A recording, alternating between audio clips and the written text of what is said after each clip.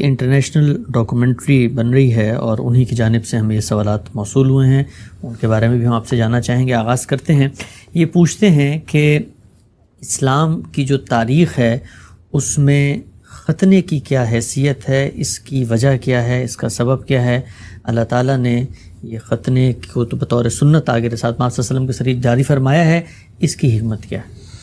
میں تو بہت دفعہ یہ عرض کر چکا ہوں کہ اگر آپ اسلام کے محتویات کا مطالعہ کریں، یعنی اس کے کانٹینٹ کو دیکھیں، اسلام ظاہر ہے کہ ایک نظریہ ہے، اس کے کچھ عقائد ہیں، اس کے کچھ اعمال ہیں، تو اس سے جو اس کے محتویات، مشمولات یا اس کا کانٹینٹ بنتا ہے، اگر آپ اس کا مطالعہ کریں تو آپ انہیں 4 ہی عنوانات کے تحت بیان کر سکتے ہیں۔ ان میں سے ایک بڑا عنوان عبادات کا ہے، اس کے بعد تطہیر بدن ہے، پھر تطہیر خورونوش اور پھر تطہیر اخلاق۔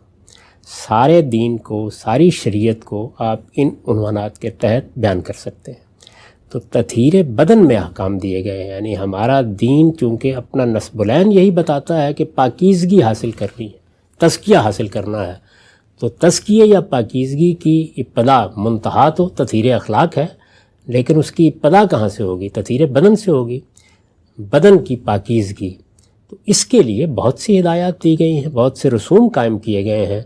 مثال کے طور پر حیض کے بعد غسل ہے، میت کو غسل دینا ہے، جنابت کے بعد غسل ہے، اللہ کی بارگاہ میں حاضر ہونے کے لیے وضو کرنا ہے، اسی طریقے سے مونچھیں پست رکھنی ہے، ایسے ہی بغل کے بال صاف کرنے ہیں، زیر ناف کے بال صاف کرنے ہیں۔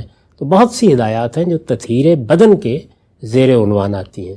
تو یہ بھی اسی ذیل کی چیز ہے، یعنی اس کا چونکہ اندیشہ ہوتا ہے کہ اگر ایسا نہیں کیا جائے گا تو اس سے کچھ غلاظت جمع ہو جائے گی، جس کو بار بار نکالنا یہ آسان نہیں ہوگا، اور آپ کو اللہ کی بارگاہ میں جانا ہے، آپ کو 5 وقت اس کی بارگاہ میں پیش ہونا ہے۔ تو ہم تطہیر کے معاملے میں بہت حساس ہیں، یہ ہمارے دین کا اہم ترین جزو ہے۔ آپ نے دیکھا ہوگا کہ ہمارے ہاں جو فقہ کی کتابیں، حدیث کی کتابیں ہیں، وہ زیادہ تر کتاب الطہارہ سے شروع ہوتی ہیں، یعنی اس میں یہ بتایا جاتا ہے کہ آپ کو بدن کی طہارت حاصل کرنے کے لیے یا اللہ کی بارگاہ میں حاضر ہونے کے لیے کن کن چیزوں کا اہتمام کرنا ہے۔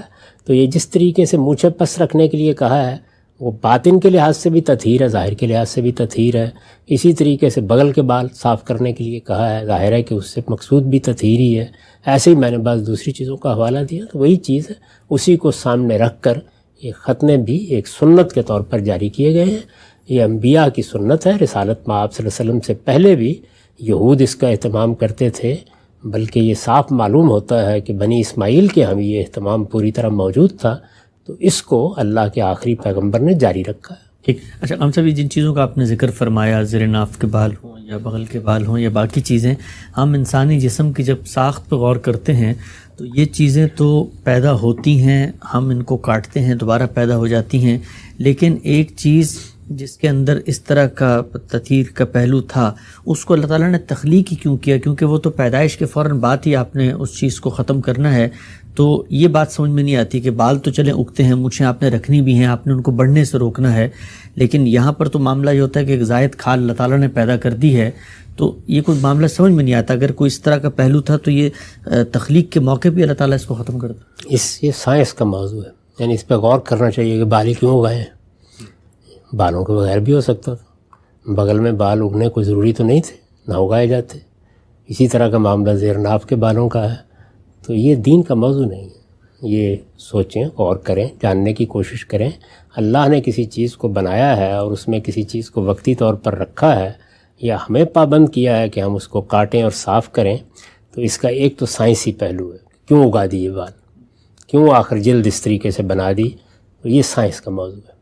ہم جو بات کہتے ہیں وہ یہ ہے کہ جو کچھ انسان بنا دیا گیا ہے اس پر لازم کیا گیا ہے وہ تطہیر اختیار کرے، اور اللہ تعالیٰ کا قانون جو دنیا میں جاری ہے وہ یہی ہے کہ ایسا تو نہیں ہے کہ ہم نہا دھو کے پیدا ہوتے ہیں اور پھر نہائے دھوئے رہتے ہیں اور یک بہ یک کہیں سے پانی اترتا ہے اور ایسا ہوتا ہے، نہیں، ہم شعوری سطح پر طہارت حاصل کرتے ہیں۔ تو یہ شعوری طہارت ہے جو بال کاٹ کے حاصل ہوتی ہے، جو آپ مونچھوں کو پس رکھتے ہیں تو حاصل ہوتی ہے، بال صاف کرتے ہیں تو حاصل ہوتی ہے، نہاتے ہیں تو حاصل ہوتی ہے، یہ سارے کام بھی شعوری طور پر کیے جاتے ہیں، یہ کام بھی اسی طریقے سے کیا جاتا ہے۔ تو باقی یہ کہ اللہ نے کسی موقع کے اوپر کسی چیز کو رکھا اور پھر ایک موقع پر کہا کہ اس کو کاٹ دیا جائے، تو یہ شعوری احساس کے ساتھ کاٹنا بجائے خود تطہیر کا پیغام دیتا ہے، تو وہ تو ہمیں حاصل کرنا ہے۔ باقی یہ کہ اس سے پہلے اس کی کیا کیا معنویتیں ہیں، سائنس غور فرمائے اور ان کو تلاش کرتی رہے۔ ٹھیک، آگے بڑھاتے ہیں۔ بیان فرمائیے گا، یہود کے ہاں جو ختنے کی اہمیت ہے وہاں تو ایک فرض کے درجے کی چیز رکھتی ہے، لازم ہے، بلکہ آپ کا تشخص ہی قائم نہیں ہوتا جب تک آپ یہ نہ کروائیں۔ مسلمانوں کے ہاں اس حکم کی نوعیت کیا ہے؟ فرض ہے، استحباب کا ہے، چوائس ہے، کر لیں نہ کریں، لیکن لازم واجب؟ یہ ایک سنت کے طور پر جاری کیا گیا ہے، اور ایسی تمام چیزیں جن کے بارے میں صراحت نہ ہو کہ یہ فرض کر دی گئی ہیں یا ان کو اگر آپ نظر انداز کریں گے تو حرمت کا ارتکاب کریں گے، اگر صراحت نہ ہو تو وہ سب درجہ استحبابی میں ہوتی ہیں۔ لیکن استحباب بہت موقت بھی ہوتا ہے، میرے نزدیک یہ استحباب موقت ہے، یعنی ان سب چیزوں کی بہت تاکید کی ہے رسول اللہ صلی اللہ علیہ وسلم نے، جس طریقے سے ہم دیکھتے ہیں کہ ویسے تو آپ جب چاہیں نفل پڑھیں، یہ بڑی خیر و برکت کی چیز ہے، لیکن نمازوں سے پہلے اور بعد میں بعض نوافل ہیں کہ جن کا حضور صلی اللہ علیہ وسلم نے التزام فرمایا، تو ان کو آپ کہتے ہیں نا یہ سنت موقدہ ہے۔ اس کا مطلب کیا ہے؟ سنت موقدہ کا مطلب ہے کہ وہ کام رسول اللہ نے خود بھی کیا اور اس کی تاکید بھی فرمائی، تو میرے نزدیک یہ اسی ذیل کی چیز ہے۔ یہ بتائیے گا ہم سب کہ ہمارے ہاں مسیحی روایت اسی الہامی روایت ہی کی ایک شاخ ہے، ان کے ہاں ختنے کے بارے میں جو ایک اپوزیشن نظر آتی ہے نظریات میں، اور بحیثیت پوری مجموعی تہذیب کے انہوں نے اس کو ایک طرح سے رد کر دیا ہے۔ اس کی کیا وجہ ہوئی؟ اگر الہامی روایت ایک ہی تھی، ایک ہی درخت کے مختلف شاخیں ہیں، دین وہی چلا آ رہا ہے، تو مسیحی روایت کے اندر ہمیں کیوں یہ نظر آتا ہے کہ انہوں نے ختنے کی اتنی بڑی ایک تہذیبی روایت، علامت، شناخت، سنت کو رد کر دی؟ اس کی تاریخ تو خود انہوں نے بہت اچھے طریقے سے بیان کر دی ہے۔ اگر آپ بائبل کی کتاب اعمال کو پڑھیں تو اس میں اس کی پوری تاریخ آپ کے سامنے آ جاتی ہے کہ جب سینٹ پال کے زمانے میں دعوت پیش کی گئی تو شروع میں تو یہ لوگ چونکہ اسرائیلی روایت سے تعلق رکھتے تھے اور انہیں معلوم تھا کہ خود سیدنا مسیح اس شریعت کے پابند ہیں جو تورات میں نازل ہوئی ہے، یا یہود کے یہاں رائج ہے، اور یہ لوگ بھی اس شریعت کی پابندی کرتے تھے۔ لیکن جب غیر قوموں کو انہوں نے جا کے دعوت دی تو وہاں پر ایک غلطی ہوئی، اور وہ غلطی یہ تھی کہ بجائے اس کے کہ جو لوگ اب پیدا ہوں گے ان کے لیے ختنے کا حکم سنایا جائے یا اس کی ہدایت کی جائے، بڑے لوگوں کے بارے میں بھی بعض لوگوں نے یہ تشدد برتا۔ اس کے خلاف ایک رد عمل بھی ہوا اور بحث بھی پیدا ہوئی، تو شروع میں ہی یہ طے کر لیا گیا کہ یہ غالباً اسرائیلیوں کے لیے حکم تھا، اور سینٹ پال نے بتدریج یہ چیز پوری شریعت کے بارے میں منوا لی۔ تو اس لیے یہ یوں نہیں ہے کہ صرف ختنہ گیا ہے، مسیحیوں کے ہاں پھر سینٹ پال کے بعد پوری شریعت چلی گئی ہے، اور اس طرح یہ یوں نہیں ہے کہ یہ کوئی جدید دور کا معاملہ ہے۔ یہ کام تو سینٹ پال بہت عرصہ پہلے سیدنا مسیح کے فوراً بعد ہی کر چکے ہیں، اور اس کے بعد جو مسیحیت سامنے آئی اس میں شریعت کو بالکل دین کا حصہ نہیں بنایا گیا، اس کو الگ کر دیا گیا۔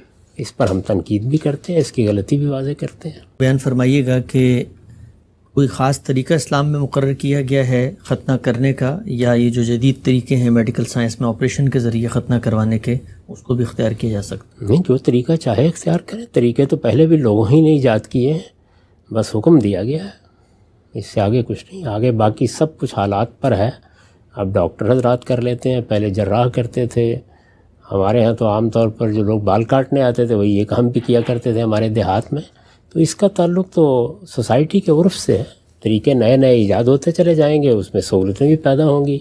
اب تو آپ جانتے ہیں کہ بڑے بڑے آپریشن کیے جاتے ہیں، آدمی کو اطلاع بھی نہیں ہوتی، تو اس لیے بچوں کے ختنے میں بھی ان تمام چیزوں سے فائدہ آپ اٹھا سکتے ہیں، اس میں کوئی معنی نہیں۔